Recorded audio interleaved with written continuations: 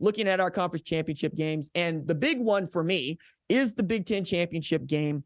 That's number 2, Michigan versus number 16, Iowa, according to the College Football Playoff Selection Committee. Now, this is Michigan also seeking its 3rd straight Big Ten title, which would be the most that it's had in a row since 1988 to 1992, when they won 5 straight Big Ten titles.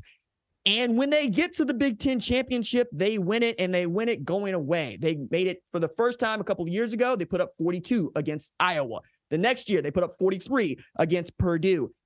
It is a game for which they get up and they love to go to Indianapolis and they take control of the game and not give it back. I would like to think that this is the best defense that Michigan has faced all year, including Ohio State, but it's also going to be the best defense that Iowa has faced all year. I'm really fascinated with the defensive play calling because Michigan has given up just 10.3 points per game with Jesse Minter calling plays, and Broyles Award finalist Phil Parker's team still just giving up 12.2. You'd like to think that if Michigan could put up 40 on this Iowa defense, that Michigan would be in a great spot to win a national championship, even knowing that this is a better football team from a scoring defense and a scoring offense point than the 1997 national championship team, but that just ain't been the case. They go and they stomp out people in the Big Ten title game, namely Iowa and Purdue, and then they got beat like they stole something against Georgia, and they got beat by a Texas Christian team that proceeded to take the worst loss in bowl game history in the national title game. I just can't call it with Michigan until they get into a college football playoff setting. But the Big Ten is one for which they should feel really good. And everybody and your mama is picking Michigan to win this football game. It's not that that is a bad take or even a vanilla take. It's the correct take. However, I like looking at Iowa play football, and I've been a huge fan of Iowa football the last 3 years because it is as old school as it comes. We don't need no offense. We don't need to move the football. We just need the defense to be otherworldly, and that's what it's been for 3 consecutive years. They won 10 games this year with the 124th scoring offense in the country. They fired the offensive coordinator midway through the season. They lost the starting quarterback in Kade McNamara at the front of the season. They lost their best player in Cooper DeJean November 15th, and still they won the Big Ten West, and they won 10 friggin' games. I love watching this Iowa football team play football. They're also, this is the one I think that Iowa fans should really circle. They are 9-0 this year when they score 10 points or more, which means that they're holding everybody else to less. Now, can you do that against what is a really good Michigan offense that I'll get into why that is here in a little bit, but that's the number to keep in check if you are an Iowa fan. Get to double digits, and then let's see what the scoreboard shows, and let's see how your defense is playing. Not having Cooper DeJean has hurt them. It will continue to hurt them because it would hurt anybody, but Sebastian Castro has absolutely been a dude for them on that defense. And I like to think that the Iowa defense is so cold that the Ghostbusters call them. Like, we don't talk about Iowa the way that I grew up talking about Iowa, which is not to say that I grew up talking about Iowa football. I grew up talking about the Iowa Writers Workshop, which is one of the greatest MFA and master's English programs on earth. And I would probably get tossed out because I would be writing about this Iowa defense because it is so cool to watch this team play, so cool to watch what Phil Parker has been able to do with these guys. And Iowa continues to put out the kind of players that the NFL values and loves. And those guys play for a long time, and they are frequently on Pro Bowl and All-Pro teams. Guys like George Kittle, TJ Hawkinson, Tristan Wirfs. I keep going here. That's kind of the point, right? Whatever Kirk Ferentz has been doing for the last damn near 30 years is working. And he's been the first person to say, look, we've been at a number of games like this over the last 25 years, and we've won a few. We know what it takes to win in a game like this where you are a 23.5 point underdog going into what is supposed to be a neutral site, but will almost certainly be filled with Go Blue fans. And if you are an Iowa fan and you're a Michigan fan, you're knowing that they played one ranked opponent. That one ranked opponent was Penn State. And Penn State beat them like a drum 31-0. And Penn State couldn't do much of anything against that Michigan defense, even if that Penn State defense was not as great as that Iowa defense. So we thought, but then again, they didn't score, did they? So they've got some things to figure out there, but maybe they got a leg up because while Kade McNamara ain't playing quarterback, Deacon Hill is, he did play quarterback at the University of Michigan just last year. and the year before that. And not only does he know what it takes to win the Big Ten title, he knows what it takes to beat Iowa to do it. So there are things that he could point out to both the offensive and defensive staff that might be helpful to them. Now, I think that that's the kind of guy that Kade McNamara is. He is going to give you his all. He's going to try to find every opportunity he can to win his team football games. And that way, he kind of reminds me of what Baker Mayfield was doing early in his career at Oklahoma, basically telling everybody what Texas Tech was going to do, following around the defensive coaches, not unlike one Connor Stalions at Michigan, because he just knew what you were doing and you didn't want to go change the signals. So I could read them from across the field, which is way different than sitting down and record them on video and getting into the sign-stealing scandal. But you get my point here.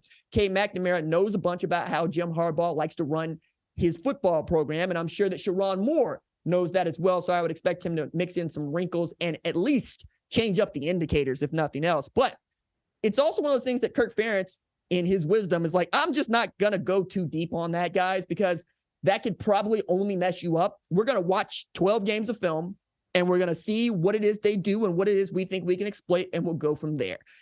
But I think you got to feel good about having a Kade McNamara to even be in the room going, all right, we think we see this. What is this exactly? And then being able to pinpoint what that thing is. And if you can exploit it, you got an opportunity to be really great. And I think that's where Iowa is. They are in a really good spot.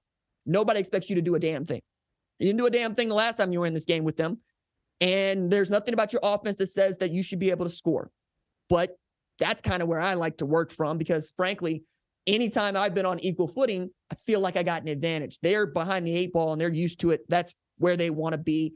Winning 10 games was not on anybody's radar for Iowa this year, even mine. And I'm an Iowa optimist, right? I'm the guy that would rank them in the preseason based in part on what Phil Parker and that defense have been able to do the last couple of years, and certainly this year. But it bears repeating. Michigan not only won this game scoring 42 points, they only allowed 3 in 2021, putting up 461 yards of offense and 211 on the ground with 4 TDs.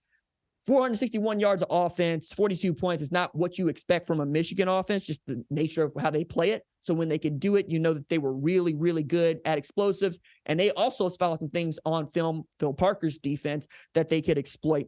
Again, you got 2 Broyles Award finalists. I'll talk about them a little bit later in the show. And Sharon Moore and Phil Parker absolutely going at each other in the chess match. And I expect that to give us some really great football on Saturday night in the Big Ten title game. Also adding here, Michigan's been really good at holding on to the football here of late. And that's one of the things that Iowa does well, is take the ball away from you. Not only take it away from you, go score with it. Michigan has committed just 2 turnovers in the last 9 games. And a big reason as to why is J.J. McCarthy just ain't been throwing it to the other team like you might want him to if you were playing for the other team. As a matter of fact, he had opportunities to throw the ball to Ohio State and Ohio State, Michigan. And there were a couple throws that I'm sitting next to Beanie Wells. I'm sitting next to Chris Howard. I'm going, did he just thread that? Yes, he absolutely just threaded that. And there were a couple of those opportunities that he could take to use his legs to go get them first downs, to go make plays. You don't need a big game from J.J. McCarthy to beat Iowa. You just need him to be careful with the football, which is the reason that I think it took so long for him to be the starter at Michigan. But once he became the starter at Michigan, he ain't looked back. Like, check this out. QB wins is a stat that we talk about because it ain't going anywhere. Kind of like batting average, right? Baseball people hate talking about batting average because they don't think it's a good predictor of success by a hitter. They think on-base percentage is a better predictor of success. However, we look at who the starting quarterback is, and we assign wins and losses to that guy. And far be it from me to disagree with Lincoln Riley, who would say with a straight face, hey, arm talent is cool, but is the guy a winner? Because if he was a winner in high school or he was a winner at another college program, he's probably going to be a winner for me. And that guy has been outstanding at developing quarterbacks, and he digs winners. So knowing that he takes into account wins as a QB stat, let's take a look at what J.J. McCarthy has been doing basically since he got the job last year. He is 24-1 as starting quarterback at Michigan. That gives him a winning percentage of 95.8. Other folks in the same stratosphere with him: Trevor Lawrence, who went 34-2 at Clemson; Deshaun Watson, who went 32-3 at Clemson; Stetson Bennett, who won 2 national titles and went 29-3 at Georgia; Jalen Hurts, who went 38-4 at both Alabama and Oklahoma; and Joe Burrow, who went 25-3 at LSU. The company that J.J. McCarthy is keeping is there. We have to start talking about him as elite behind center. I know it's going to gall some folks to no end because we don't think of that guy as being a Heisman finalist, at least this year. But you can see he has the talent, and you can see that the offense trusts him, and he's got a play caller who might be the best in the country, who is perfectly fine giving him the football more often than I would like to see him give him the football. As a matter of fact, against Ohio State, I'm going, why are you in shotgun? He's going in shotgun because I trust J.J. McCarthy. They didn't need to be in tight sets. They didn't need to pound Blake Corum 40 times.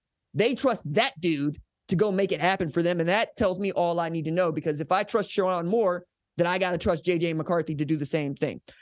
I think that there's a way for Iowa to get to J.J. McCarthy, though, right? I think there's a way for you to speed him up and to force him to make those split decision throws, but make them a little bit sooner or a little bit later so that you can get your hands on them. And then when you do, you got to feed LaShawn Williams like you're trying to make him into foie gras.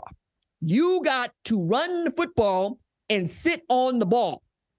And that is not going to be easy against this Michigan defense. They get after you very quickly. They're very good in coverage. And knowing that you don't really throw the football well, they are inclined to load the box with 8 or even 9, depending on what kind of a set you are in, which means you're going to have one-on-one advantages for guys like Caleb Brown. Now, this is super Iowa, okay? Caleb Brown has caught 14 passes all year. Iowa's played 12 games. Man has caught 14 passes, and he's their best wide receiver.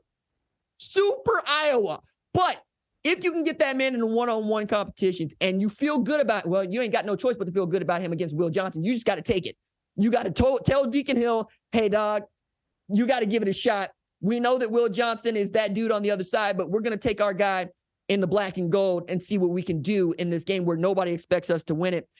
And you have to turn Michigan over. I know that that's easier said than done, especially what I told you about how they've been good at holding on to the football here of late. But that's Iowa. You have to tell your defense, you are the elite unit. You are the queen. We move across the chessboard when we got to get something done. And you got to infuse into them that belief, and you're going to give them every opportunity to be aggressive. You're going to send 8. You're going to say, we're going to get home. We're going to put you in man-on-man. We're going to say, hey, look, we're just going to take away Blake Corum, and if J.J. McCarthy can hit us for 3 bills, we're going to live with that. But I think, again, Iowa's in a great spot here. They block, they tackle, they turn out outstanding players. They know who they are. They have a culture they believe in. If you are a college football fan and you believe that culture is such a big deal, then you know that Iowa is knuckle-grinding, roared men from a flyover state. And I've got to tell you, as a knuckle-grinding, roared man from a flyover state, you don't want me in no phone booth. Don't nobody want no Iowa Hawkeyes in no phone booth, right? Them boys love to hit people. And I think Michigan, they love to hit people too, right? I expect this to be a really cool game. We'll see what the over-under is. Iowa, kings are hitting under. So, like, if you bet on the sports and you see the under for the Iowa Hawkeyes, just know they're going to do everything in their power to try to help you out, all right? That's just what it's going to be like. But I'm excited. We'll see if Iowa can pull the biggest upset possible among these Power 5 conference championships this weekend. And if they do, we will be live Saturday night right here to talk about it, and going into our live show on Sunday, Selection Sunday, to talk about what the College Football Playoff Selection Committee has done and what that's going to mean for us as we get into postseason play. If you like what you've seen, consider subscribing to the #1 college football show on YouTube, the Fox Sports app, or wherever you get your podcast.